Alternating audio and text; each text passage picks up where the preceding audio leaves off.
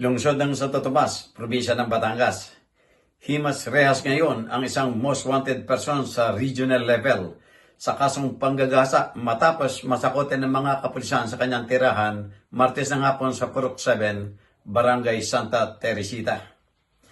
Ang akusado, si alias Emmanuel, ay nadakip ng mga operatibo ng Santo Tomas sa Component City Police Station sa isinagawang manhunt operation sa bisa ng warrant of arrest na may petsang April 8, 2026 na inisyo ng presiding judge Rohermia Jamsani Rodriguez ng Family Court, 3rd Judicial Region, Branch 9 ng San Fernando City, Pampanga sa kasong rape na may 2 bilang na walang inirekomendang piyansa.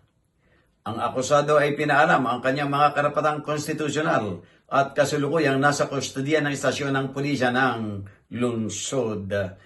Jojo Cesar Magsumbol Gulat para sa journalnews.com.ph.